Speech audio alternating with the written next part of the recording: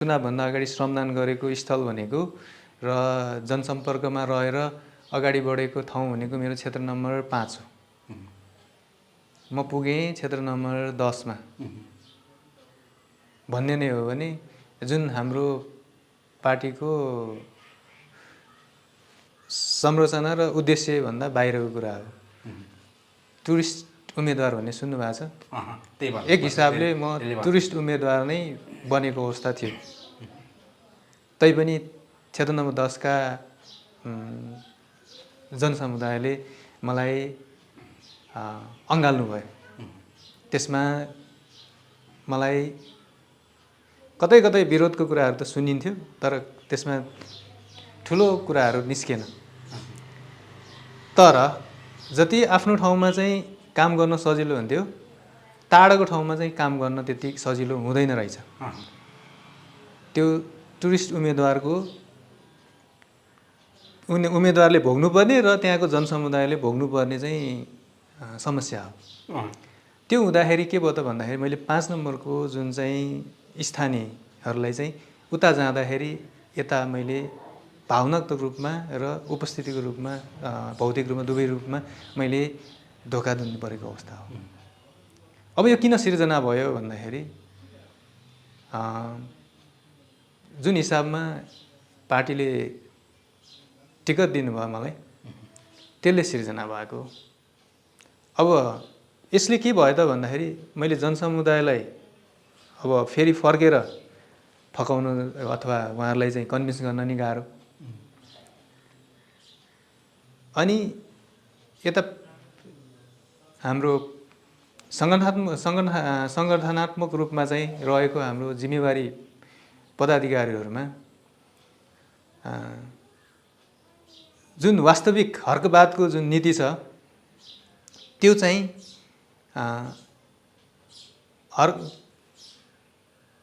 सेन्टरमा बसेर काम गर्ने साथीहरूमा चाहिँ थोरै पुरानो परिपाटी चाहिँ मिसिएको अवस्था पनि थियो, जसले गर्दाखेरि म एकछिन साइडमै बस्नुपर्ने अवस्था र साइडमै पारिएको अवस्था चाहिँ हो।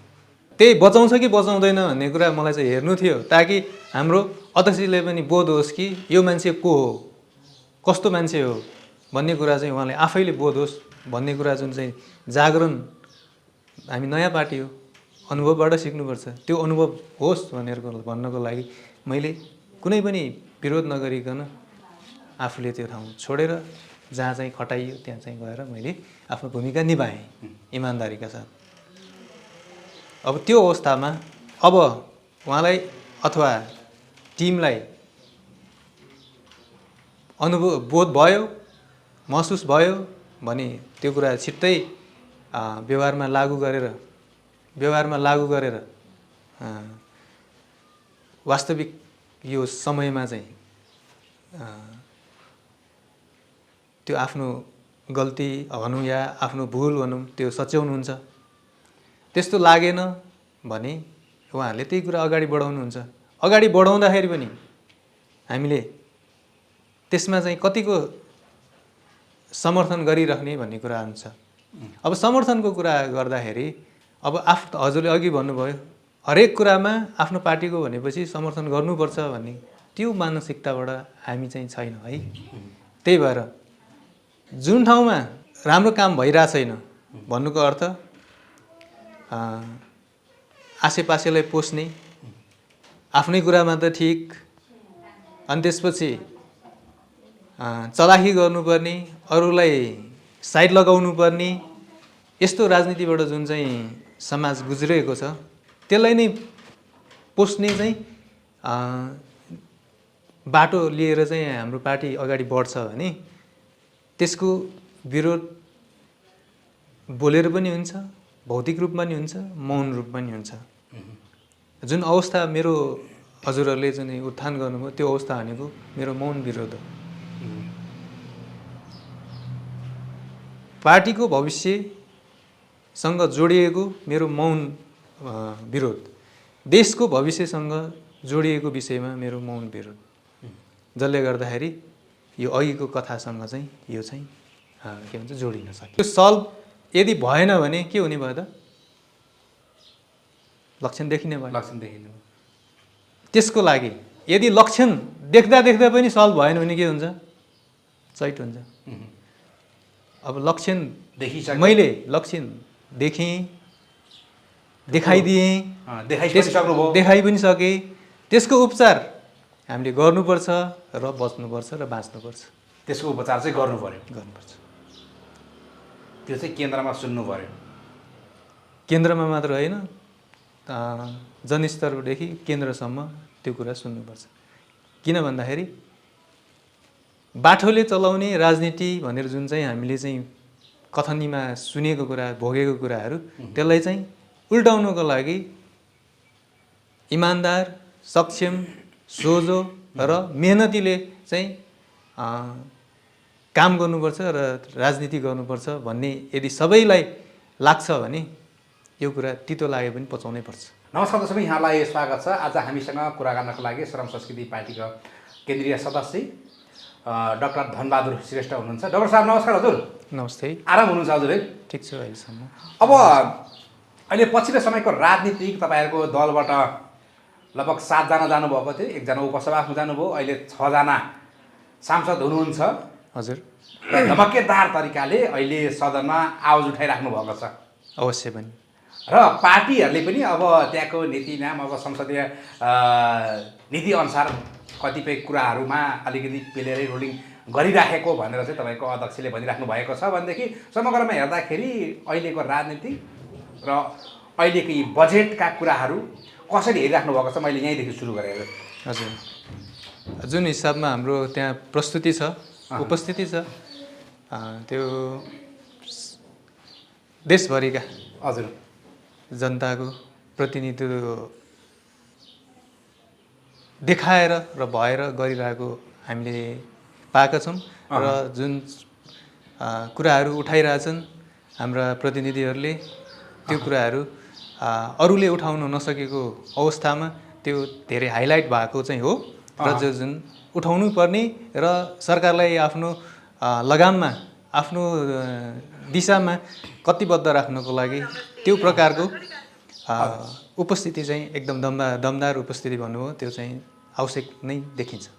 आवश्यक अनुसार भइरहेको छ। तर संसदीय पार्टीका जुन अध्यक्षज्यू हुन्छ, तपाईँको अध्यक्षज्यू धेरै बोल्यो भनिरहेका छन्। तपाईँलाई के लाग्छ?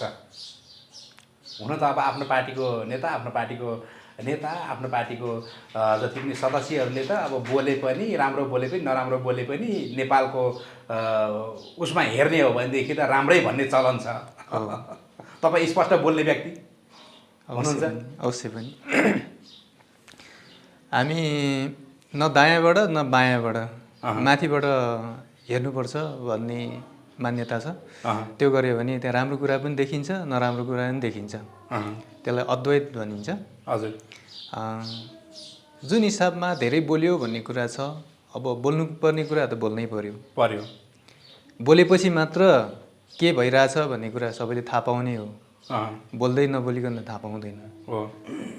अब यो बोल्ने कुरालाई चाहिँ अझ पद्धति मिलाएर सही समयमा, सही ठाउँमा, सही कुरा हामीले चाहिँ प्रस्तुत गर्न सकेकोमा अझ त्यो चाहिँ जुन चाहिँ आलोचना आइरहेछ त्यो कुराहरू घट्दै जान्छ भन्ने कुरा चाहिँ मलाई महसुस गरेको छु।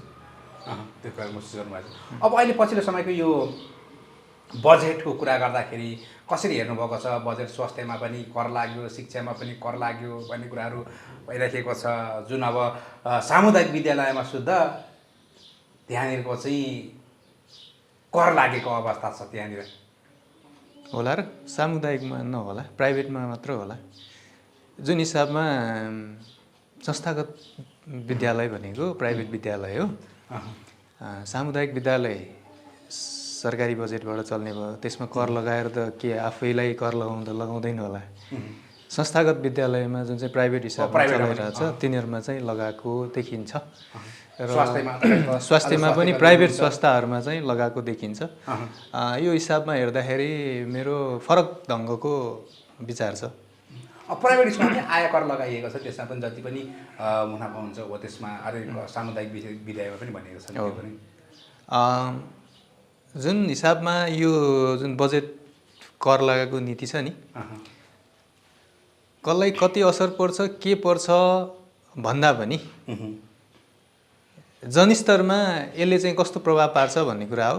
हजुर। र यसलाई चाहिँ मैले समग्र रूपमा माथिबाट हेर्दाखेरि सबैलाई यसमा उच्च र निचको जुन उच्च तह र तल्लो तह अथवा धनी वर्ग र गरिब वर्ग, हजुर, त्यो जुन देशमा सिर्जना भएको छ त्यसलाई चाहिँ बिस्तारै बिस्तारै न्यूनीकरण गर्ने हो भने जुन हिसाबको यो कर नीति छ त्यो मलाई ठिकै लाग्यो। उहाँहरूलाई म त्यो जुन नीति ल्याउनेलाई सम्मान पनि गर्छु मेरो व्यक्तिगत तर्फबाट। किन भन्दाखेरि प्राइभेटमा कसले पढाउँछ त भन्दाखेरि जोसँग पैसा छ त्यसले पढाउने हो। प्राइभेट हस्पिटलमा कसले उपचार गर्छ त भन्दाखेरि जोसँग पैसा छ त्यसले उपचार गर्ने हो। पैसा नहुनेलाई प्राइभेट हस्पिटलले पनि स्वागत गर्छ जस्तो लाग्दैन, विद्यालयले पनि स्वागत गर्छ जस्तो लाग्दैन। त्यही भएको कारणले गर्दाखेरि यदि तिर्ने कर पैसावालाले पनि तिर्छन् भने त्यसमा आपत्ति किन भन्ने कुरा। अब तपाईँ स्वास्थ्य कर्मी हुनुहुन्छ, तपाईँ डक्टर हुनुहुन्छ, अब प्राइभेट हस्पिटलको कुरा गर्नुभयो, त्यहाँ भनेको जो पैसा हुन्छ त्यहाँ जान्छ भन्ने कुरा गर्नुभयो तपाईँले, होइन? तपाईँले यही स्वास्थ्य शिक्षालाई अथवा स्वास्थ्यलाई सुधार्नुपर्छ भनेर तपाईँले यो चुनावमा 82 सालको चुनावमा तपाईँ ऊ पनि हुनुभएको थियो, उम्मेदवारी पनि दिनुभएको थियो, होइन? दुर्गा व्याससँग पराजित हुनु पऱ्यो, होइन? त्यो भन्दै गर्दाखेरि अब स्वास्थ्यको कुरा गर्ने भने सरकारी स्वास्थ्यको कुरा गर्ने, सरकारी हस्पिटलको कुरा गर्ने हो भनेदेखि कस्तो जीर्ण अवस्था छ भन्दा हामीले भन्नै पर्दैन, हजुर डक्टर आफैलाई थाहा छ। सरकारी विद्यालयको कुरा गर्ने भनेदेखि सरकारी विद्यालय, सरकारी हेल्पर्सहरू, अस्पतालहरू राम्रो हुनु थियो भनेदेखि प्राइभेटमा जानुपर्ने आवश्यक पनि छैन। तर अब सरकारी हस्पिटलमा गयो भनेदेखि एउटा भिडियो एक्सरे गर्नु पऱ्यो भने, एउटा इन्डोस्कोपी गर्नु पऱ्यो भनेदेखि महिनौँ पर्खिनुपर्छ, उस्तै पऱ्यो भनेदेखि ज्यान पनि जान सक्छ। अब त्यसको लागि छिटो हुनको लागि, राम्रो उपचार हुनको लागि प्राइभेट हस्पिटलमा जाने। अब यता सरकारीलाई पहिला सुधारेर राम्रो गरेर प्राइभेट हस्पिटलमा कर लागेको भए हुन्थ्यो कि भन्ने पनि भनाइ छ कि तपाईँको चाहिँ भनाइ के छ यसमा? सरकारी हस्पिटल र प्राइभेट हस्पिटल तपाईँ यहाँ त देखिराख्नु भएको छ, हजुरले पनि प्राइभेट हस्पिटलमा अहिले काम गरिराख्नु भएको छ। सरकारी अस्पतालमा चाहिँ कर लाउने, प्राइभेट हस्पिटलमा जब सरकारी हस्पिटल सुधारेर मात्र कर लाउने, कर लगाएको भएदेखि त्यसलाई चाहिँ राम्रो सुधार दिनु हो भनेदेखि त को चाहिँ प्राइभेट हस्पिटलमा जान्छ त धेरै पैसा तिर्न भन्ने कुरा आइराखेको छ कि। ओके, अब यो कुरा कसले लिएर आयो त भन्दाखेरि जसले चाहिँ कर तिर्न नपरोस् भनेर सोचिरहेछ उनीहरूले लिएर होला नि त, कि साधारण जनताले लिएर होला? त्यो त अब अहिलेको सरकारले लिएर आयो भनौँ न। सरकारले त कर नीति लिएर आए, नीति लिएर आयो, तर त्यसको कर लाउनु हुँदैन भनेर कसले कुरा लिएर आयो? हामीले यसो सोचौँ न, साधारण जनताले त्यो त कर लाउनु हुँदैन भनेर त अहिले मेडिकल व्यवसायहरू पनि उठिराख्नु भएको छ। व्यवसाय भनेकै जसले चाहिँ त्यहाँबाट शिक्षा र स्वास्थ्यलाई जसले चाहिँ व्यावसायिक रूपमा चाहिँ अगाडि बढाइरहेछ उनीहरूको माग त हो, यो माग त गर्न पाइयो। तर यदि जनताबाट प्रतिनिधित्व गरिरहेछ भने जनताको आवाज त बोल्नु पऱ्यो, जनताको आवाज प्रतिनिधि गर्नु पऱ्यो, जनताको भलाइको लागि काम गर्नु पऱ्यो। सबैलाई समान व्यवहारमा हेर्ने हो भने समान गर्ने माध्यम के त दण्ड के त भन्दाखेरि कर नीति पनि एउटा हो नि। यसरी हेर्न सकिन्छ नि, सकिँदैन? त्यही भन्न चाहन्छु। तर स्वास्थ्य शिक्षा फ्री हुनु भन्दै गर्दाखेरि अब ड्याङ्केड्याङ कर लगाइएको छ। फ्री शिक्षा फ्री हुनुपर्छ भन्ने, फ्री गर्छु भनेर अब हिजो बालन सालै भन्नुभएको थियो स्वास्थ्य शिक्षा जोसँग पैसा छैन उसले पढ्न पाउनुपर्छ, जोसँग पैसा छैन त्यसले स्वास्थ्य पाउनुपर्छ, उपचार पाउनुपर्छ भनेको अब अहिले ड्याङ्केड्याङ गरिरहेको छ। ओके, यो सन्दर्भमा हामीले चाहिँ त्यही भएर माथिबाट हेर्नुपर्छ भनेको कारण त्यही हो। हामीले एकका साइडबाट हेऱ्यो भने एउटा कुरा मात्रै देखिन्छ, अर्को साइडबाट हेऱ्यो भने अर्को कुरा मात्रै देखिन्छ, माथिबाट हेऱ्यो भने छरप्रस्त सबै कुराहरू एकमुष्ट देखिन्छ। माथिबाट हेर्ने के त भन्दाखेरि अब स्वास्थ्य र शिक्षा फ्री हुनुपर्छ भनेको जुन चाहिँ हाम्रो संवैधानिक नैसर्गिक अधिकार नै हो। अब फ्री गराउँदाखेरि के प्राइभेट हस्पिटलले फ्री गराउनुको लागि खोल्या हो त? त्यो त होइन, होइन, उनीहरू त पैसा कमाउनलाई खोल्या हो। अनि फ्रीको कुरा कहाँ आयो? तर संविधानले, सरकारले संविधान अनुसार चल्नु पऱ्यो भने फ्री त गर्नु पऱ्यो। फ्री गर्ने ठाउँ भनेको सरकारी माध्यम हो। अनि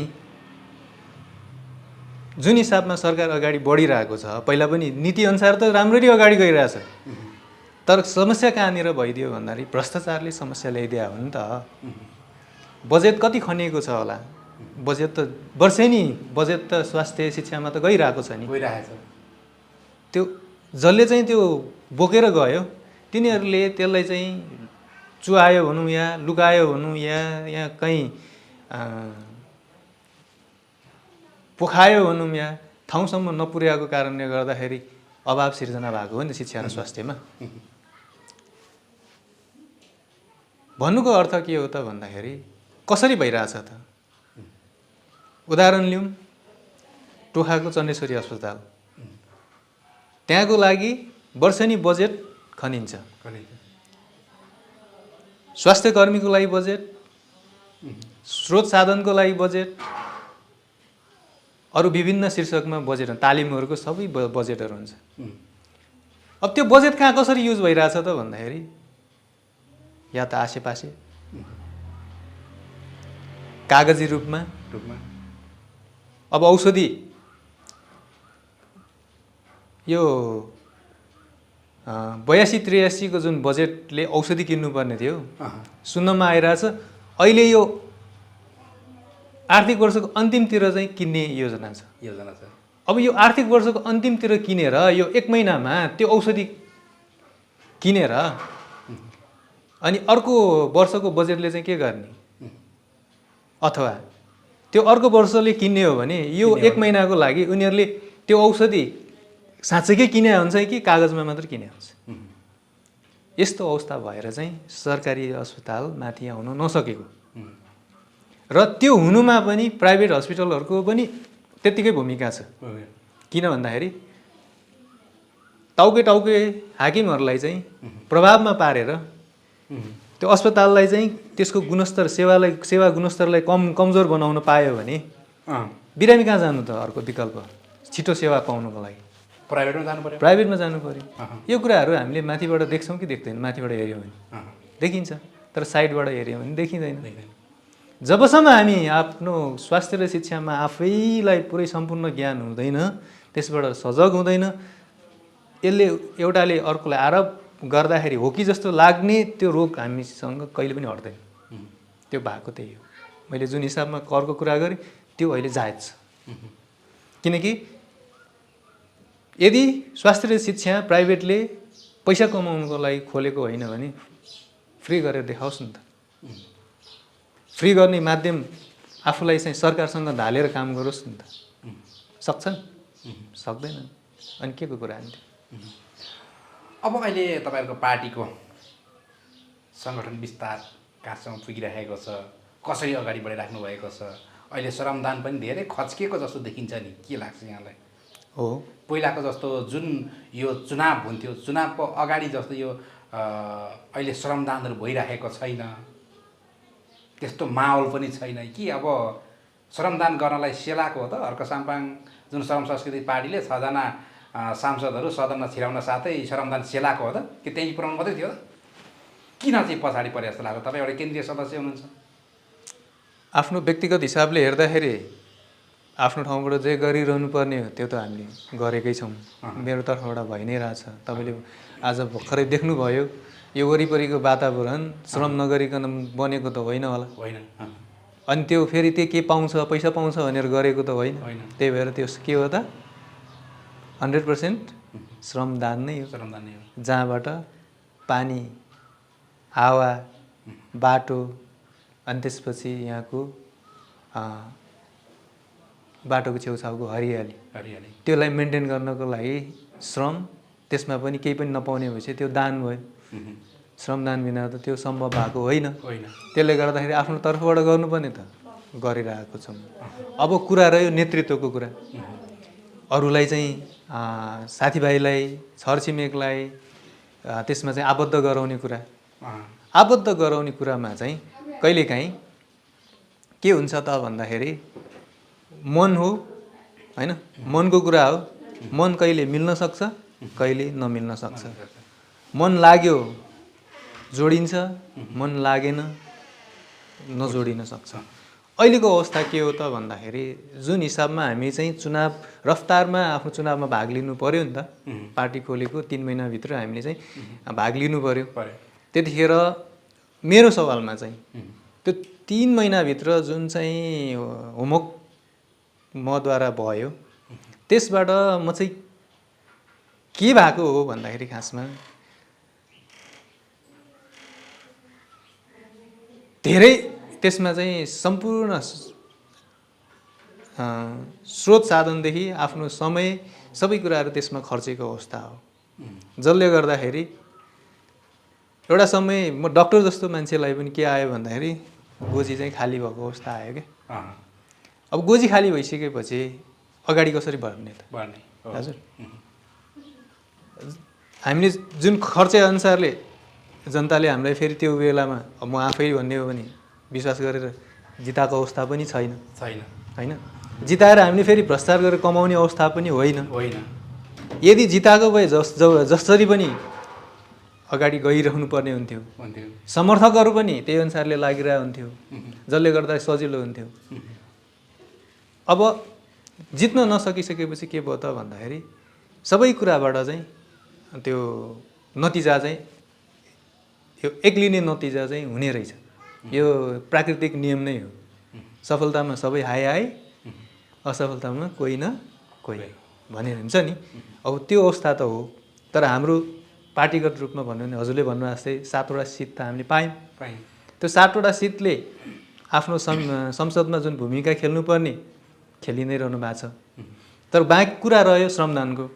श्रमदानमा अब जसरी मैले चाहिँ अलि आफूलाई मेकअप गरेर बिस्तारै बिस्तारै जान थालेँ त्यो हिसाबमा त गइ नै रहेछु। अब कुरा रह्यो अरू साथीभाइहरूको कुरा। अब अरू साथीभाइहरूको कुरामा हेर्दाखेरि सकारात्मक र ऊर्जा भइरहेको चाहिँ जोडी नै रहेछन्, जो चाहिँ अलिकति बिच्क्या छन्, मनबाट थोरै नकारात्मक रूपमा चाहिँ मनस्थितिमा पुगेको छ। उहाँहरूलाई चाहिँ अब फेरि ऊर्जा ल्याउनु चाहिँ बाँकी छ। त्यो भएर चाहिँ अहिले सहभागिता कम देखिएको हो, किन भन्दाखेरि त्यो ऊर्जा हाम्रो चाहिँ अलिकति त्यसमा चाहिँ धेरै खर्चेको कारणले सकेकै हो, त्यसरी बुझ्न सकिन्छ।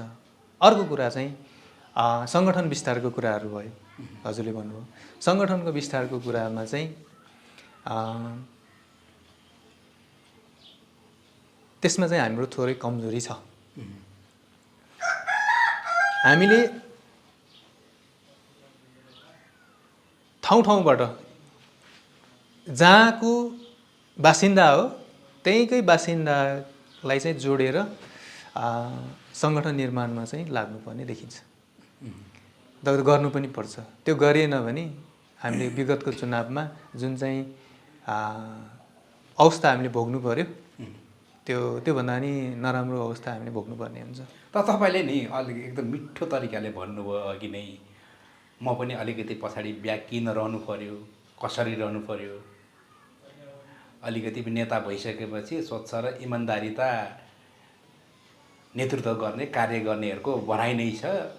ताली गाली लास्टमा गोजी खाली भन्छन् होइन, हो त्यस्तै पनि भयो। यहाँले भन्नुभयो एउटा डक्टर भएर अलिकति गोजी खालीको कुरो सुन्दाखेरि यहाँ अनौठो पनि सुनिन्छ क्या। त्यो प्राकृतिकै हो, अनौठो पनि सुनिन्छ। दिएको गऱ्यो भने त सकिहाल्यो।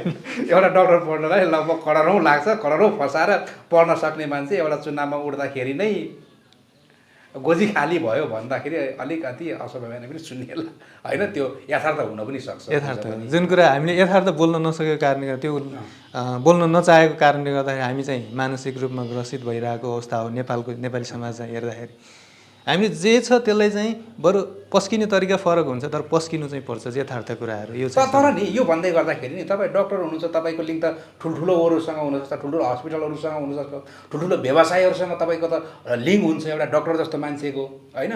अब साधारण मान्छेको त ठुल्ठुलो व्यापार व्यवसायहरूसँग चाहिँ साँठगाँठ हुन्छ होइन, चिन्जान हुन्छ भने तपाईँ यति ठुलो डक्टर एउटा चुनावमा उठ्दाखेरि कसैले सहयोग गर्ने मान्छे भेट्नु भएन त? भेटेँ, धेरैजना सहयोग गरे भन्छन् है। चुनावमा उठ्दाखेरि चाहिँ ल म यति करोड दिन्छु, यति लगाइदिन्छु, यति गरिदिन्छु, चुनाव खर्च म बेहोर दिन्छु, के चाहियो गाडी घोडा के चाहियो म बियर दिन्छु तपाईँले जित्नुपर्छ भन्दै आउँछन् अरे। अब तपाईँ भन्नुहुन्छ चुनाव सकिन साथ म एउटा डक्टर एउटा कुनै हस्पिटलमा गयो भने तपाईँलाई त लाखौँ दिएर त्यहाँनिर चाहिँ लिनुहुन्छ तपाईँलाई त। अनि यस्तो मान्छे पैसा खाली भयो र म चाहिँ श्रमदानमा जान सकिनँ भन्ने एउटा बानाबाजी भन्ने कि सुन्दाखेरि पनि नपत्याउने कुरो छ कि डाक्टर साहब। हो, सुन्दाखेरि त नपत्याउने कुरै छ। वास्तविकता जब भिजिन्छ तब थाहा हुन्छ।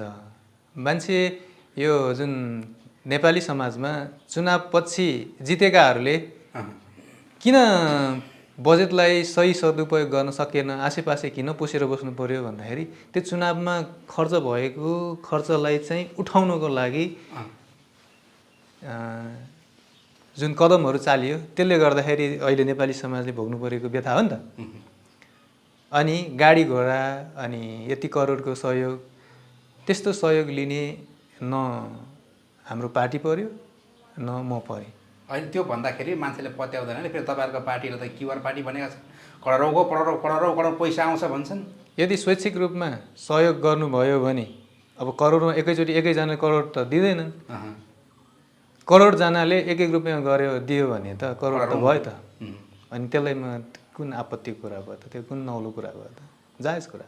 तपाईँले चाहिँ क्युआर परिचालन गर्नु भएन, क्युआर युज गर्नु भएन त चुनाव लड्ने बेलामा? गरेँ मैले। क्युआर पार्टी भन्छन् अनि त्यतिकै त क्युआर पार्टी भनेर नाम आइराखेको अवस्था छ तपाईँहरूलाई? गरेको, मैले गरेको क्युआर प्रयोग गरेँ। क्युआरबाट धनै 2.5 लाख रुपियाँ मलाई सहयोग मिलेको थियो। 2.5 लाख रुपियाँ के भयो? एउटा बिहान एउटा ऊ बनाउँदाखेरि नै पम्पलेट छाप्दै पुगेन होला। हो, अब यो अवस्थाबाट हामी चाहिँ सङ्घर्ष रूपमा गयौँ। यो अवस्थामा जाँदाखेरि हामीलाई यो जुन रकम हामीले चाहिँ सहयोग प्राप्त भयो त्यसले हामीलाई चाहिँ के ऊर्जा थपियो दियो भन्दाखेरि यसरी हामीले चाहिँ एक आपसमा हातेमालो गऱ्यौँ भने त्यति पैसाले नि पुग्छ है भनेर चाहिँ हामीले चाहिँ दृष्टान्तमा देखाइदियौँ। अब त्यो तपाईँको त्यो गोजी खाली भयो अनि त्यस पछाडि म चाहिँ अलिकति बिहा घटेँ भनेको हो कि पार्टीबाट चाहिँ अलिकति तपाईँ बिहा घटेको हो त? पार्टीबाट सबैले भन्छ नि अहिले पहिलाको जस्तो सक्रिय छैन। अहिले पहिलाको पार्टीबाट तपाईँलाई श्रमदानमा पनि अघि त भन्न त भनि नै हाल्नुभयो तपाईँले, होइन? भनिहाल्नुभयो। मान्छेको हरेक कुराहरू हुन्छ, आफ्नो आफ्नो समस्या पनि हुनसक्छ।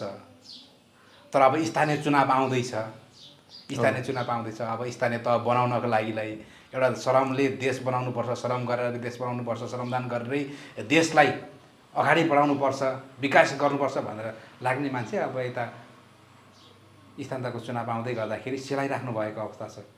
हो, अब यसमा चाहिँ सेलाउनुको कारण चाहिँ एक नम्बरमा अब मेरो भूमिका जुन श्रमदान गर्दाखेरिको चुनावभन्दा अगाडि श्रमदान गरेको स्थल भनेको र जनसम्पर्कमा रहेर अगाडि बढेको ठाउँ भनेको मेरो क्षेत्र नम्बर 5 हो। म पुगेँ क्षेत्र नम्बर 10 मा। भन्ने नै हो भने जुन हाम्रो पार्टीको संरचना र उद्देश्य भन्दा बाहिरको कुरा हो। टुरिस्ट उम्मेदवार भन्ने सुन्नु भएको छ? एक हिसाबले म टुरिस्ट उम्मेदवार नै बनेको अवस्था थियो। तैपनि क्षेत्र नम्बर 10 का जनसमुदायले मलाई अँगाल्नु भयो। त्यसमा मलाई कतै कतै विरोधको कुराहरू त सुनिन्थ्यो, तर त्यसमा ठुलो कुराहरू निस्केन। तर जति आफ्नो ठाउँमा चाहिँ काम गर्न सजिलो हुन्थ्यो, टाढाको ठाउँमा चाहिँ काम गर्न त्यति सजिलो हुँदैन रहेछ। त्यो टुरिस्ट उम्मेदवारको उम्मेदवारले भोग्नुपर्ने र त्यहाँको जनसमुदायले भोग्नुपर्ने चाहिँ समस्या हो। त्यो हुँदाखेरि के भयो त भन्दाखेरि मैले 5 नम्बरको जुन चाहिँ स्थानीयहरूलाई चाहिँ उता जाँदाखेरि यता मैले भावनात्मक रूपमा र उपस्थितिको रूपमा, भौतिक रूपमा, दुवै रूपमा मैले धोका दिनु परेको अवस्था हो। अब यो किन सिर्जना भयो भन्दाखेरि जुन हिसाबमा पार्टीले टिकट दिनुभयो मलाई, त्यसले सिर्जना भएको। अब यसले के भयो त भन्दाखेरि मैले जनसमुदायलाई अब फेरि फर्केर फकाउनु अथवा उहाँहरूलाई चाहिँ कन्भिन्स गर्न नि गाह्रो। अनि यता हाम्रो सङ्गठनात्मक रूपमा चाहिँ रहेको हाम्रो जिम्मेवारी पदाधिकारीहरूमा जुन वास्तविक हर्कबादको जुन नीति छ त्यो चाहिँ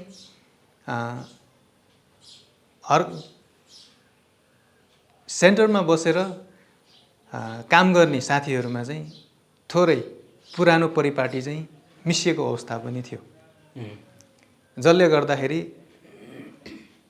म एकछिन साइडमै बस्नुपर्ने अवस्था र साइडमै पारिएको अवस्था चाहिँ हो। अब तपाईँले भन्नुभयो होइन, पार्टीका जिम्मेवारी व्यक्तिहरूलाई पनि तपाईँले भन्नुभयो। त्यो भन्दै गर्दाखेरि अब यहाँबाट भनेपछि तपाईँले क्षेत्र नम्बर 5बाट पार्टीगत रूपमै क्षेत्र नम्बर 10मा जाने बाध्य पारियो भन्न खोज्नुभएको हो। त्यो हो कि यहाँनिर क्षेत्र नम्बर 5को आफ्नो स्थानीय ठाउँको जनताहरूले चाहिँ मलाई पत्याउँदैनन् भनेर जानुपर्ने भएको अवस्था भएको? फ्याट्टै भनिदिनुहोस् न। यसमा जनताले पत्याउने नपत्याउने भनेको कुरा चुनावको नतिजापछि चाहिँ देखिने कुरा हो। को चाहिँ मान्छेले आफ्नो परिवारलाई चाहिँ मन पर्दैन भन्छ होला होइन। क्षेत्र नम्बर 5मा म हुर्केको ठाउँ हो भने चुनावमा जित्नु नजित्नु आफ्नो ठाउँमा होला। प्रत्येक कुरा गर्ने भनेदेखि त अब बालेन शाह झापा गएर न उहाँ चाहिँ जन्मेको न उ गरेको, हुन त पूर्वतिरतिर उहाँको ससुराली थियो तर जिल्ला पनि फरक फरक हो।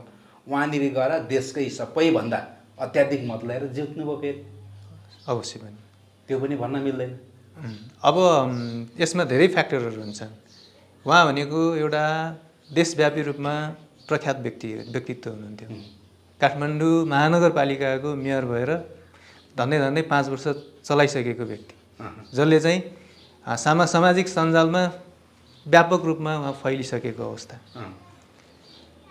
म डाक्टरी पेसालाई सँगसँगै लगेर सामाजिक रूपमा बल्ल हुर्किरहेको अवस्थामा जनसम्पर्कमा धेरै नभिजेको अवस्थामा म अगाडि बढ्ने आँट गरेको अवस्था थियो, जसले गर्दाखेरि मेरो त सुरुवाती फेज हो। मैले यस्तो हो उस्तो हो म यस्तै हुन्छु भन्ने अवस्था चाहिँ त्यहाँ थिएन। तर चुनाव भनेपछि त आफूलाई चुन्छ कि चुन्दैन भनेर त्यहाँ टेस्ट गर्ने हो। गर्दाखेरि पक्कै पनि आफ्नो ठाउँमा सजिलो हुन्छ भन्ने चाहिँ मेरो धारणा। भनेपछि अब स्थानीय तहको चुनावमा टोखा नगरपालिकामा के छ? श्रम संस्कृति पार्टीले बाजी मार्छ? त्यो माहौल बनाउनु भएको छ कि छैन? कि श्रम संस्कृति पार्टीलाई माया मारिसक्नु भएको? माया त मारेको छैन। आफ्नो ढङ्गले जुन हिसाबमा समाजमा योगदान दिनुपर्ने गरि नै रहेको छु। तर चुनाव जित्नको लागि सङ्गठन त चाहियो। सङ्गठन चाहिन्छ। त्यो अधिकार तपाईँको पनि हो, तपाईँले पनि गर्नु, तपाईँ पनि जिम्मेवारी व्यक्ति हो। सङ्गठन विस्तार गर्नु पर्यो। हो, सङ्गठन विस्तार गर्दा चुनावमा घुमिएको एउटा मूलधारको राजनीतिमा होमिसक्नु भएको मान्छे तपाईँ व्यक्ति हुनुहुन्छ। अब यसमा चाहिँ जुन हिसाबमा दुईटा गाडी एउटा लाइनको बाटोमा गइरहेछ, एकले अर्कालाई ओभरटेक गर्न थाल्यो भने के हुन्छ? एक्सिडेन्ट हुन्छ। हो, अब म क्षेत्र नम्बर 5मा मैले जिम्मेवारी नपाएको अवस्थामा मैले चाहिँ क्षेत्र नम्बर 5मा चाहिँ गर्छु भनेर चाहिँ अगाडि बढ्यो भने जबसम्म त्यो मेरै लाइन हो भनेर मैले चाहिँ त्यो यकिन रूपमा पाउँदैन अथवा अरू लाइनमा अरू पनि छन् भनेर थाहा हुन्छ भने त्यहाँ एक्सिडेन्ट हुन्छ भने थाहा हुँदा पनि म त त्यहाँ जाँदिनँ होला। भनेपछि तपाईँलाई यो भन्नुहोस् न सिधै, मलाई क्षेत्र नम्बर 5मा बसेर मेरो क्षेत्रमा बसेर मलाई काम गर्ने वातावरण बनाइएन पार्टीले भनिदिनुहोस् न सिधै। हो, त्यो भन्न खोज्नु भएको हो। त्यसले गर्दाखेरि क्षेत्र नम्बर 5को गतिविधिबारे मलाई त्यति जानकारी छैन। हजुर। अनि अब आफ्नो क्षेत्र बनाउनको लागि त आफू लाग्नु पर्यो नि त। अनि आफ्नो फेरि यो भन्ला नि त, फेरि आफ्नो क्षेत्र बनाउन नसक्ने, आफ्नो घरमा बस्ने खाने अनि आफ्नो घरै बनाउन नसक्ने नि अर्कोको घर बनाउँछु भनेर जाने, भन्ला नि त फेरि आफ्नो घर बनाउन नसक्ने आफ्नो लथालिङ भएको छ आफ्नो घरमा चाहिँ नहेर्ने अर्कोलाई छोडिदिने अनि आफू चाहिँ अर्को घरमा अर्को घर बनाउँछु भन्दाखेरि त अनि नपत्ते होला नि त फेरि हो। त्यही भएर सकेको अर्काको घर भन्नाले अलि टाढाको घरलाई चाहिँ सकेसम्म चाहिँ मद्दत गर्ने हो, सकेसम्म आफ्नै घर बनाउने हो। पहिला आफ्नो घर बनाउनु पर्यो, आफ्नै घर बनाउने हो। अब आफ्नै घरदेखि तपाईँ लखेटी राख्नु भएको छ आफ्नो छँदा छँदैको घरलाई। हजुर। अनि अर्काको घरमा बास लिन जाँदाखेरि आफ्नै घरदेखि त लखेटी राखेको छ। हो। अब आफ्नै घरमा त लखेटी राखेको छ भन्ने कुरा गर्नुभयो नि। लखेटेको चाहिँ अब लखेटो भनौँ या त्यही भन्नु, सिधा भन्नुहोस् न, सिधा भनिदिनुहोस् न। तपाईँले अघि भनिसक्नु भएको छ मैले जिम्मेवारी रूपमा लिएर मैले आफ्नो क्षेत्रको मैले काम गर्न सकिनँ, त्यो वातावरण मैले बनाइदिएन, पार्टीले बनाइदिएको तपाईँले त त्यो होइन, पार्टी त्यो गर्दै। किनभने तपाईँ एउटा केन्द्रीय सदस्य हुनुहुन्छ, केन्द्रीय मिटिङमा राख्न सक्नु भएन यी कुराहरू? राखेको केन्द्रीय मिटिङमा नि छलफल भयो, समीक्षा पनि भयो, सबै कुरा सकारात्मक भयो। समस्या त अब समस्या सल्टेको चाहिँ छैन, समाधान भएको छैन। अब त्यो समाधान कहिले हुन्छ हेरौँ। अब भर्खर आएको नयाँ पार्टी राम्रोसँगले नयाँ गर्नुपर्छ भनेर आएको, अनि यसरी काम गर्छु भन्ने मान्छेलाई, म केही गर्छु भन्ने मान्छेलाई यसरी निराश चाहिँ किन पारिँदैछ, किन पारिँदैछ त? यस्तो हो, यो प्रकृतिको नियमै हो। प्रकृतिको नियम भन्दाखेरि प्रकृतिको नियम होइन यो त परम्परागत भनिदिनुहोस् न, परम्परागतको नियम भनिदिनुहोस् न। यो त बदले भनेको छ परम्पराबाट चलिआएको कुरो भनौँ न। प्रकृति किनभने प्रकृतिले किन दोष दिने र? प्रकृतिको दोष, यसलाई मैले दोष दिएको होइन। प्रकृतिको नियम के हो हुन्छ भन्दाखेरि जहिले पनि राम्रो ठाउँ, मिठो चिज जसले पनि खोज्छ क्या, होइन? अब जसले चाहिँ त्यो मिठो चिज बनाउँछ, राम्रो चिज बनाउँछ, त्यसलाई त्यसको पसिनाको मेहनतको मूल्य थाहा हुन्छ, अनुभव हुन्छ। त्यसले गर्दाखेरि त्यसको लागि त्याग गर्न तयार हुन्छन्। एउटा कहानी सुन्नुभयो होला, एउटा देशमा सोलोमन भन्ने राजा, होइन? उसको पालामा दुईवटा महिला बिचमा चाहिँ झगडा भयो। के झगडा भयो भन्दाखेरि दुवैजनाले एउटा बच्चालाई चाहिँ मेरो छोरा हो भनिदिनु। के अरे मेरो छोरा भनिदिनु। भएको के रहेछ भन्दाखेरि एकजनाको चाहिँ छोरा मरेको रहेछ, अर्कोको चाहिँ जिउँदै रहेछ। अनि मरेको महिलाले चाहिँ मेरो छोरा भनेर उसले लगेको अवस्था, तर जसको रियल छोरा हो त्यो महिलाले चाहिँ मेरो छोरा हो भनेर दाबी मात्र गर्न गएको अवस्था छ। अब समस्या भइसकेपछि राजाको पुगे, सोलोमन राजा। अब दुवैले मेरो छोरा भनेर भनिसकेपछि अब राजालाई कसरी छुट्याउने होला? त्यो टाइममा जेनेटिक टेस्ट गर्ने सम्भावना त थिएन। के गरे त भन्दाखेरि एउटा उपाय निकाले, यो बच्चालाई आधा आधा बनाऊँ, दुवैजनालाई आधा आधा दिउँ भने अवस्था के भयो होला? जसको छोरै थिएन उसले चाहिँ के भने हुन्छ भन्ने, जसको रियल छोरा हो हुँदैन बरु उसले नै लगोस् भन्ने। यसबाट के सिक्नु पर्यो हामीले? एटलिस्ट बाँच्छोस् न आफ्नो छोरा भन्ने कुरा रियल आमालाई त्यो बोध हुँदो रहेछ नि त। त्यही भएको कारण। तर कथा र कथानीमा फरक पर्छ नि त, होइन? त अब उसले छोरा भनेर यो कथा छोडिदियो पठाइदियो, होइन? पठाइदियो। तर अब ती छोरालाई त्यही कुरा गर्ने भनेदेखि त ती छोरालाई उसले राम्रोसँगले स्याहार गर्न पनि नसकेको हुनसक्छ। अब तपाईँले यहीँको कुरा गर्नु, तपाईँले उदाहरण दिनुभयो, यो क्षेत्र नम्बर 5 को कुरा दिनुभयो, त्यस्तो भइदियो, तपाईँले छोडेर जानुभयो। तर खोइ त त्यो क्षेत्र नम्बर 5 लाई बनाउँछु भन्ने मान्छेहरूको पनि हालत त त्यही देखियो नि त। फेरि देखिएन त? हो, बचाउन सके त? हो, त्यही कुरा सकेन नि त। त्यही बचाउँछ कि बचाउँदैन भन्ने कुरा मलाई चाहिँ हेर्नु थियो, ताकि हाम्रो अध्यक्षले पनि बोध होस् कि यो मान्छे को हो, कस्तो मान्छे हो भन्ने कुरा चाहिँ उहाँले आफैले बोध होस् भन्ने कुरा जुन चाहिँ जागरण। हामी नयाँ पार्टी हो, अनुभवबाट सिक्नुपर्छ। त्यो अनुभव होस् भनेर भन्नको लागि मैले कुनै पनि विरोध नगरिकन आफूले त्यो ठाउँ छोडेर जहाँ चाहिँ खटाइयो त्यहाँ चाहिँ गएर मैले आफ्नो भूमिका निभाएँ इमान्दारीका साथ। अब त्यो अवस्थामा अब उहाँलाई अथवा टिमलाई अनुभव बोध भयो, महसुस भयो भने त्यो कुरा छिट्टै व्यवहारमा लागू गरेर वास्तविक यो समयमा चाहिँ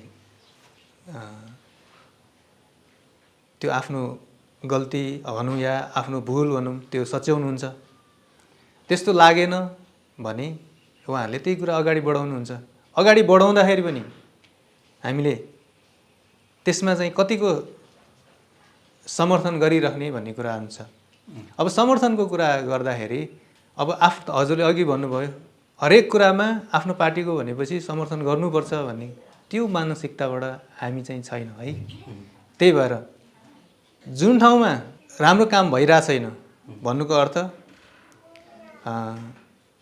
आसेपासेलाई पोस्ने, आफ्नै कुरामा त ठिक, अनि त्यसपछि चलाखी गर्नुपर्ने, अरूलाई साइड लगाउनु पर्ने, यस्तो राजनीतिबाट जुन चाहिँ समाज गुज्रिएको छ त्यसलाई नै पोस्ने चाहिँ बाटो लिएर चाहिँ हाम्रो पार्टी अगाडि बढ्छ भने त्यसको विरोध बोलेर पनि हुन्छ, भौतिक रूपमा नि हुन्छ, मौन रूपमा नि हुन्छ। जुन अवस्था मेरो हजुरहरूले जुन उत्थान गर्नुभयो त्यो अवस्था भनेको मेरो मौन विरोध हो। पार्टीको भविष्यसँग जोडिएको मेरो मौन विरोध, देशको भविष्यसँग जोडिएको विषयमा मेरो मौन विरोध, जसले गर्दाखेरि यो अघिको कथासँग चाहिँ यो चाहिँ के भन्छ जोडिन सकिन्छ। किनकि आफ्नो त्यहाँ अस्तित्व अनि आफ्नो बच्चालाई जसरी चाहिँ त्यो जोगाउनको लागि बचाउनको लागि उसले चाहिँ त्याग्नु पर्यो। अब देशको अवस्था त्यागी त्यसरी चाहिँ राम्रो हुन्छ, पार्टीको भविष्य राम्रो हुन्छ भने मैले यसरी चाहिँ मौन रूपमा चाहिँ साइड बसेर पनि त्यो मेरो त्याग बन्न आउँछ। भनेपछि तपाईँको भनाइअनुसार अब यो स्थानीय तहमा पनि टोखा नगरपालिकामा खासै श्रम संस्कृति पार्टीको लाभदायी होला जस्तो छैन। अझै हामीसँग समय छ। अनि सिधै भनिदिनुहोस् न, त्यो तपाईँले देखिसक्नु भयो? अहिलेसम्मको अवस्था हेर्दाखेरि राम्रो नतिजा आउँछ जस्तो छैन। म डाइरेक्ट इन्भल्भ छैन र मैले देखेअनुसार चाहिँ यहाँका जिम्मेवार पाएका व्यक्तिहरूले त्यो गर्छ, काम गर्न भूमिका बनेको तरिकाले भूमिका निर्वाह गरेका छैनन् भन्नुहुन्छ। गर्न खोज्दा पनि त्यो सक्दैन क्या। तर नि पार्टी भनेपछि एउटै हो। तपाईँ जहाँ रहे पनि आफ्नो पार्टीलाई निर्माण गर्नको लागि, आफ्नो पार्टीलाई अगाडि बढाउनको लागि त तपाईँ पनि लाग्नु पर्यो नि त। यहाँ त तपाईँले हो ठिक कि तपाईँलाई त्यहाँनिर बसेर त्यो क्षेत्रमा काम गर्ने वातावरण त सकिने छैन भन्नुभयो, काम गर्ने अधिकारै दिनुभएको छैन कि के भन्नु? त्यहाँ नगर्नु है त्यहाँ चाहिँ भनेपछि बोल्ने होइन कोही छ चाहिँ के छ? त्यस्तो त छैन। तर ठोकिनबाट बच्न, एक्सिडेन्ट हुनबाट बच्नको लागि चाहिँ आफ्नो काम कर्तव्य क्षेत्र कुन हो भन्ने कुरा चाहिँ प्रष्ट हुनुपर्छ। त्यो प्रष्ट भइसकेपछि मैले कसरी काम गर्छु, के काम गर्छु भन्ने कुरा तपाईँहरूलाई थाहा छँदैछ। तर यही पारा हो भनेदेखि त पार्टीमा त अनि ठुलो द्वन्द्व आउँछ नि त। यही तरिकाले हो भने त तपाईँले यहाँ काठमाडौँको कुरो गर्नुभयो, देशभरिको कुरो छ। यहाँ त एउटा क्षेत्र, यहाँ त एकजनाको कुरा, एउटा नगरपालिका होइन, यहाँ त देश बनाउने कुरो छ। यहाँ त देशको नेतृत्व गर्ने कुरो छ। अब एउटा क्षेत्रमै यसरी चाहिँ अनि विवाद हुन थाल्यो भनेदेखि, होडबाजी चल्न थाल्यो भनेदेखि अनि देश नेतृत्व गर्न पुग्ला त श्रम संस्कृति पार्टी? यो होडबाजी जुन अवस्था छ त्यसलाई पहिला थियो, अहिले पनि छ र त्यसलाई चाहिँ नबनाउनुको लागि श्रम संस्कृति पार्टी जन्मेको हो नि। जन्मेको हो, जन्मेको हुनु हुँदैन भन्ने, हुनु हुँदैन भने जन्मेको हो नि। तर त्यहीँनिर त्यस्तो छ। कसरी भयो त यो? अब जन्मिँदाखेरि के हुन्छ भन्दाखेरि बाबुआमाको गुण पनि सँगसँगै लिएर आएको हुँदो रहेछ क्या, होइन? अब त्यो गुणलाई चाहिँ केले हटाउनु पर्यो भन्दाखेरि त्यसलाई जेनेटिक्सलाई मोडिफाई गर्नको लागि इपिजेनेटिक्स भन्नुहुन्छ क्या। वातावरण अनुसार त्यसलाई चाहिँ घुलमिल भएर सङ्घर्ष गरेर त्यहाँ नयाँ जिन चाहिँ आविष्कार भनेपछि उत्पत्ति गर्नुपर्ने हुन्छ। अब त्यो गर्नको लाइनमा चाहिँ म छु र श्रम संस्कृति पार्टी लागिरहेको छ र त्यसमा चाहिँ त्यो जिनलाई चाहिँ जो नचाहिने जिन छ त्यसलाई चाहिँ एडिट गर्नको लागि हामी चाहिँ त्यसमा कसरत गर्नुपर्छ र कसरत गर्ने यो जुन चाहिँ भूमिका छ मैले निभाइरहेको त्यो भूमिका त्यही भोलि गएर त्यो भन्दै गर्दाखेरि आफै एडिट भएर फेरि आउट हुनु पऱ्यो भने होइन। त्यो जिनमा के हुन्छ भन्दाखेरि कस्तो हुन्छ भने जिन भनेको एउटा पहिलादेखि बुवाआमाबाट आएको जिन भयो। त्यसमा चाहिँ इसेन्सियल जिन हुन्छ, ननसेन्स जिन हुन्छ। त्यो जिनमा चाहिँ नयाँ जिन आउनको लागि के हुनुपर्छ भन्दाखेरि एउटा छ क्या त्यसमा होइन तपाईँले यो डक्टरी भाषाले भनिदिनु सिधा सिधा भनिदिनुहोस् न, अलिकति दर्शकले बुझ्दैनन् कि बुझ्दैनन् है, सबै यो डक्टरी भाषा बुझ्न सक्दैनन् कि। ओके यो कुरा कति भयो त यस्तै हुँदाखेरि तपाईँले यो बोलेको शब्द लगभग हामीले प्रसारण गरिदिउँ भने तपाईँ कारबाहीको भागीदारी पनि बन्न सक्नुहुन्छ फेरि। हजुर अब यसमा कारबाहीको भागीदारी पार्टीमा बसेर एउटाको केन्द्रीय सदस्य भएर जनप्रतिनिधिको एउटा टिकट ल्याइसकेको मान्छे, सङ्घीय संसदमा लडिसकेको मान्छे, अरे उम्मेदवार दिएर चुनावमा होमिसकेको मान्छेले यसरी पार्टीको कुरोलाई लिएर यसरी मिडियामा आएर बोलिराख्दा त्यो अप्ठ्यारो पर्ला नि त भोलि तपाईँलाई फेरि। यस्तो कुरा हो। अब अप्ठ्यारो र नन अप्ठ्यारो भन्ने कुरा त्यो देशले भोग्ने कि मैले भोग्ने भन्ने कुरा हो। यदि मैले भोग्नु पर्यो भने तयार छु, तर देशले भोग्नु पर्छ भने चाहिँ म तयार छैन। त्यसलाई चाहिँ बचाउनको लागि आफू त्यसमा चाहिँ के अरे आफूलाई त्याग गरेर भए पनि देशलाई चाहिँ बचाउनको लागि हामीले राजनीति गरे हो नि त। यदि त्यहाँ विकृतिहरू छ, विसङ्गति छ भने त्यसको त हामी चाहिँ बाहिर ल्याउनै पर्छ नि त, होइन? त्यो बाहिर ल्याउनुको भन्नुको मतलब त्यो पनि होइन सबैलाई भन्दै गर्ने भनेर जाने त्यो पनि होइन। तपाईँहरूलाई जुन चाहिँ अवस्थामा मैले बोलिरहेको छु, जब भित्र त्यो समयमा उपचार गरिँदैन नि त्यो क्यान्सरको रूपमा आउँछ कि आउँदैन? अवश्य आउँछ। फेरि डक्टरी भाषा बोले यो त बुझ्नुहुन्छ। अवश्य रोगभित्र छ भने त्यसको लक्षण बाहिर देखिन्छ कि देखिँदैन? त्यो त देखिन्छ। तर त्यो लक्षण बाहिर आउनुभन्दा नै भित्रभित्र त्यसलाई सल्भ त गर्नु पऱ्यो नि त। त्यो सल्भ यदि भएन भने के हुने भयो त? लक्षण देखिने भयो। लक्षण देखिने भयो। त्यसको लागि यदि लक्षण देख्दा पनि सल्भ भएन भने के हुन्छ? चैट हुन्छ। अब लक्षण देखिसक्यो, मैले लक्षण देखेँ, देखाइदिएँ, देखाइ पनि सकेँ।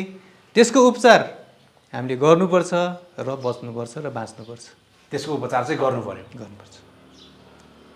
त्यो चाहिँ केन्द्रमा सुन्नु पर्यो। केन्द्रमा मात्र होइन, जनस्तरदेखि केन्द्रसम्म त्यो कुरा सुन्नुपर्छ। किन भन्दाखेरि बाठोले चलाउने राजनीति भनेर जुन चाहिँ हामीले चाहिँ कथनीमा सुनेको कुरा, भोगेको कुराहरू, त्यसलाई चाहिँ उल्टाउनको लागि इमान्दार, सक्षम, सोझो र मेहनतीले चाहिँ काम गर्नुपर्छ र राजनीति गर्नुपर्छ भन्ने यदि सबैलाई लाग्छ भने यो कुरा तितो लागे पनि पचाउनै पर्छ। पचाउन सक्नुपर्छ। पचला जस्तो छ त के लाग्छ यहाँलाई? पचाउनु पर्छ। औषधि तितो भए पनि खानै पर्छ। भनेपछि यहाँको भनाइअनुसार त पार्टीमा ठुलो द्वन्द्व छ अहिले। एकजनाको पार्टी हो र त्यो, दुईजनाको पार्टी हो र करोडौँ जोड्ने पार्टी हो। दुईजना दाजुभाइको कुरा त मनमुटाव हुन्छ, लाखौँजनामा त्यो मिलाउनु पर्ने अवस्था छ। त्यो गर्दाखेरि धेरै मन्थनहरू हुन्छ। अब यति छोटो समयमै पार्टी बनेको लगभग 1 वर्ष पनि भएको छैन, यति छोटो समयमा यत्रो विवाद आउँछ भनेदेखि कसरी यो पार्टीले टिक्ला त लाग्छ यहाँलाई? विवाद आउनु त एक हिसाबले हो भन्ने हो भने राम्रै पनि हो। त्यो के भन्छ, कुनै पनि के अरे डेस्टिनेसनमा पुग्नको लागि कसैले हिँड्नको लागि जुन चाहिँ बल गर्छ सङ्घर्ष गर्छ त्यो सङ्घर्ष हो नि त। सङ्घर्ष नगरिकन कहाँ पुग्छ, त्यो विवाद भनेको त्यही त हो नि। अब त्यसलाई चाहिँ नकारात्मक रूपमा लिनु भएन हामीले, त्यसलाई चाहिँ सकारात्मक रूपमा लिएर त्यो चाहिँ हाम्रो पाइला हो र त्यसबाट चाहिँ हाम्रो जुन चाहिँ बल खर्चिएको छ सङ्घर्ष गर्दाखेरि, जुन चाहिँ विवाद हुँदाखेरि जुन चाहिँ बल त्यहाँ लागेको छ, त्यसले चाहिँ पार्टीको जुन हर्कवादको जुन चाहिँ हाम्रो दिशा छ बाटो छ त्यतातिर चाहिँ स्मुथली लान्छ। र त्यो गर्दाखेरि जो चाहिँ नकारात्मक भूमिका खेल्ने जुन चाहिँ पात्रहरू परेको छ त्यहाँ पर्न परेको छ तिनीहरू चाहिँ मैले आज दिएको जुन कुराकानीले तपाईँहरूसँग गरेको जुन कुराकानीले त्यसले चाहिँ उनीहरूलाई केही असर चाहिँ पर्छ। त्यसले चाहिँ के गर्छ भन्दाखेरि असर पर्नु भनेको औषधि लागेको हो भन्ने बुझ्नुपर्छ। भोलि सुधिने सक्छ यो कुराले। हजुर, भोलि गएर सही ट्र्याकमा आउनु पऱ्यो भन्ने। सही ट्र्याकमा आउनु के गर्नु भन्ने मान्छे त्यसमा के गर्ने भन्ने मान्छे त्यही हो, खालि विचार त चेन्ज हो, आफ्नो बानी चेन्ज गर्ने हो। अब तपाईँ हिजो श्रमदानमा पनि जानुभएको थियो होइन, त्यहाँको माहौल देख्नुभयो, यहाँले भन्नुभयो धेरै समय पछाडि अब त्यस्तै कारणले म जान पाइनँ भन्नुभयो। अहिले धेरै खच्किएको छ। श्रमदानको हिसाब गर्ने हो भनेदेखि पहिला लगभग 400-500 जनाको सङ्ख्या हुन्थ्यो भनेदेखि अहिले त लगभग 50-60 जना, 100 पनि पुग्दैन, 50-60 जना त्यस्तै देखिएको अवस्था छ। यो चाहिँ के कारण जस्तो लाग्छ यहाँलाई? अब मैले यसमा पनि के त्यस्तै नेतृत्वको कमी कमजोरी हो समग्रमा या एकअर्कामा होडबाजीको कारणले गर्दाखेरि यस्तो भएको? समग्रमा भन्नुपर्दाखेरि हाम्रो यसमा समग्र रूपमा भन्दा यसरी बुझ्न सकिन्छ। एक त हाम्रो स्थानीयमा टोलमा चाहिँ श्रमदान गर्नुपर्छ भन्दाखेरि यो चाहिँ टोलमा विभाजन हुँदाखेरि हाम्रो सङ्ख्या अवश्य पनि कम हुने नै भइगयो। पहिला चाहिँ हाम्रो बृहत रूपमा एकै ठाउँमा भ्यालीभरको जम्मा हुन्थ्यो, काठमाडौँ, भक्तपुर, ललितपुर जम्मा हुन्थ्यो, अटोमेटिकली कम हुने नै भयो। तैपनि मैले यसलाई चाहिँ एक्सक्युजको रूपमा लिँदिनँ, कम भएको हो पनि भन्छु होइन। किन भन्दाखेरि पहिला जति जोस थियो त्यति जोस चाहिँ समग्र रूपमा हेर्ने श्रमदाताहरूमा त्यति देखिँदैन, जोस मर्दै गएको छ भाइ, जोस मर्दै गएको अवस्था पनि छ। यो चाहिँ कसरी मर्यो? जोस चाहिँ कसरी मर्दा, कसले मार्छ यो जोस? यो चाहिँ बढ्नु पर्ने, यो चाहिँ नेतृत्वमा हुनुपर्ने खुबी, कला अनि समर्पण, यिनीहरूले चाहिँ अलिअलि भूमिका चाहिँ खेलेको हुन्छ। अब अहिले काठमाडौँ भ्यालीको अब अहिले नेतृत्व गरिराख्नु भएको छ जगराज राईज्यूले गर्नुभएको छ, हिजो जितेन्द्र राईले गर्नुभएको थियो, जितेन्द्र राई आर्यन राईले गर्नुभएको थियो। उहाँ चाहिँ अलिकति परिपक्व व्यक्ति हुनुहुन्छ, अलिक पाएको हुनुहुन्छ, के उहाँमा त्यो नभएको हो र? होइन, उहाँले आफ्नो बलबुट्टा लाएर जति सक्नुहुन्छ गरिरहनु भएको छ। उहाँलाई सपोर्ट नभएको? सक्सेस हुनको लागि कर्ताको एउटा भूमिका हुन्छ भने सपोर्टरको त्योभन्दा 100 गुणा भूमिका हुन्छ होइन। अवश्य। अब उहाँले अगाडि बढाइरहनु भएको छ भने उहाँलाई सपोर्ट गर्ने हुनुपर्छ कि पर्दैन? पर्यो, त्यो त गर्नु पर्यो। अब म त उहाँमा समस्या देख्दिनँ। भनेपछि उहाँमा सपोर्ट छैन, उहाँलाई सपोर्ट दिनेहरू चाहिँ त्यसमा चाहिँ धेरै कारणले कमी छ भन्ने बुझ्नुपर्छ। के कारणले कम भयो त? एउटा कारण हिजोको व्यक्तिहरूले गर्नु पर्थ्यो, उहाँलाई जिम्मा दिइसकेपछि तपाईँको लागि म छु है, तपाईँ गर्नु, सबै जिम्मा लिनुहोस्, पछाडिबाट काँध लाउने म छु भन्नुपर्ने हो नि त संसार हो। अब काँधै निकालिदिने। अब सबैले काँध थाप्छन् भन्ने पनि छैन, थाप्नेले थापि नै रहेछन्। अब नथाप्ने भनेको जसले चाहिँ त्यो भूमिकामा पहिला बसेको र अहिले नयाँ नेतृत्वलाई चाहिँ राम्ररी ह्यान्डओभर नभएको हो कि? त्यो पनि हुन्छ। नयाँ नेतृत्वलाई राम्ररी ह्यान्डओभर नभएको हो कि? ह्यान्डओभरले कसरी फरक पार्छ? जस्तै हामी चाहिँ हस्पिटलमा काम गर्छौँ, आफ्नो ड्युटीमा बिरामीको अवस्था कस्तो छ भनेर अर्को सिफ्टमा आउने डक्टरलाई चाहिँ पुरै जानकारी दिएन भने त्यहाँ फरक पर्छ कि पर्दैन? त्यो त अवश्य पर्यो। कसरी काम गरिरहेछ र कसरी गर्ने भनेर पुरै विस्तृत रूपमा जानकारी गराइएन भने फरक पर्छ कि पर्दैन? पर्छ। अब यस्तो अवस्थामा पहिले नेतृत्व गरेकोहरूले जुन हिसाबमा आफूले सहयोग सपोर्टहरू कसरी सङ्कलन गरिरहेको थियो त्यो कुराहरू पूर्ण रूपमा ह्यान्डओभर दियो कि दिएन, त्यो पनि मेरो मेन पार्ट हो। यति कुरा नै भने मैले। भनेपछि धेरै फरक, धेरै गाह्रो छ अब अगाडि बढ्नलाई गाह्रो छैन जोस अहिले। अब जोस भनेको के हुन्छ भन्दा जनतामा ल्याउनु पर्यो। जोस भनेको मनको कुरा हो। मन मानेपछि सक्यो। तुरुन्तै खुसी भएको मन एउटा समाचार सुन्ने बित्तिकै दुःखी भइदिन्छ। दुःखी भएको मन एउटा समाचारले गर्दाखेरि छिनभरमै खुसी भएर उफ्रिसकेको हुन्छ। हो, यसलाई चाहिँ हामीले चाहिँ यो भनेको भावनात्मक कुरा हो। यसले चाहिँ फड्को त मार्छ नै, तर भावनात्मक कुरा भएको कारणले गर्दा तुरुन्तै यो चेन्ज हुन्छ र चेन्ज ल्याउनको लागि नेतृत्वले भूमिका यसमा धेरै नेतृत्व खेल्नुपर्छ र ठुलो हुन्छ नेतृत्व। अब अन्तिममा पनि छौँ, अन्तिममा जाँदै अब स्थानीय तहकै कुरा गरौँ। अब के छ, तपाईँ त अब केन्द्रमा उठिसकेको मान्छे, स्थानीय तहमा उठ्ने त अब यहाँको दोष छैनलाई के छ। यहाँले अब यहीँको क्षेत्रको कुरा गरौँ, टोखा नगरपालिकाकै कुरा गरौँ, यति धेरै छ। अब वडा अध्यक्ष चाहियो, वडा सदस्य चाहियो, नगर प्रमुख चाहियो। त्यसको लागि यहाँले कोही हेर्नुभएको छ? यहाँको मनमा फल्नालाई उठाइदियो भने चाहिँ, अथवा नाम नभनौँ, छ त्यस्ता व्यक्ति, यस्ता यस्ता व्यक्तिहरूलाई उठाउँदाखेरि चाहिँ ठिक हुन्छ, यस्ता यस्ता व्यक्तिले उठायो भने चाहिँ लगभग जित्ने सम्भावना बढी छ, मनमा राखेको कोही हुनुहुन्छ? अवश्य पनि त्यो व्यक्तिहरूलाई के केन्द्रमा देखाइसक्नु भएको छ? उहाँलाई चाहिँ अगाडि बढ्यो भनेदेखि केही हुन्छ है। हाम्रो क्षेत्रमा चाहिँ एकजना व्यक्तिबाट फरक पर्छ नि त, एकजना व्यक्तिबाट कति प्रभाव हुन्छ होइन। स्थानीय तह भनेको त केन्द्रमा भन्दाखेरि पनि प्रत्यक्ष जनतामा लड्ने हो। हाम्रोलाई भन्दा पनि राम्रोलाई हेर्नुपर्छ भन्ने ठाउँ हो नि त स्थानीय तह त, होइन र? हो। के छ अब यसमा चाहिँ हजुरले भन्नुभयो जस्तै अब यत्रो सुरुमा श्रमदानको चुनावभन्दा अगाडि क्षेत्र नम्बर 5मा लागेको कारणले गर्दाखेरि छन् यसमा को कहाँबाट के गर्ने भन्ने कुरा छ। तर त्यसलाई चाहिँ केमा ल्याउनु अहिले मैले सकिरहेको छुइनँ भन्दाखेरि त्यो मेरो कमजोरी पनि होला होइन। एक मेरो कमजोरी पनि होला। दोस्रो मैले यो गर्न ठिक हुन्छ कि हुँदैन, मैले यो के भन्छ अगाडि नाम के भन्छ त्यो भन्नलाई ठिक घोषणा गर्नलाई ठिक होला कि नहोला भन्ने कुरामा चाहिँ म दुविधामा छु। होइन लपट नाम घोषणा नगरौँ, नाम पनि नबताउँ, आफूले लागेको कुरा। अब उसलाई लियो भने चाहिँ कन्फर्म यो नगरपालिकामा उसले जित्छ है, कन्फर्म। हजुर, उसलाई लियो भनेदेखि यो वडामा चाहिँ मान्छेले, जनताले विश्वास गर्छन्, पार्टी जुनसुकै होस् र उसले काम गर्छ भन्ने विश्वास लागेको, विश्वसनीय पात्र हुन्छ नि त।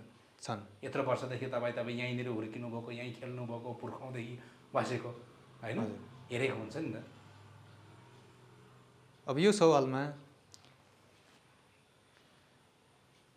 क्षेत्र नम्बर 5मा परेका टोखा नगरपालिका, बुढानीकण्ठ नगरपालिका र काठमाडौँ महानगरपालिका, यो तीनटामा मैले जुन चाहिँ भूमिका खेलेको थिएँ पहिला, यो खेल्दाखेरि जुन चाहिँ जनसम्पर्कमा हामीमा रह्यो त्यसमा हामीसँग जोड्ने भनेकै मेहनती, काम गर्ने मान्छे र स्वच्छ छवि भएका जोडिने हो। विशेष गरी मसँग जोडिनेहरू, किनकि हामीले आफू जस्तो छ त्यस्तै तानिने हो नि त।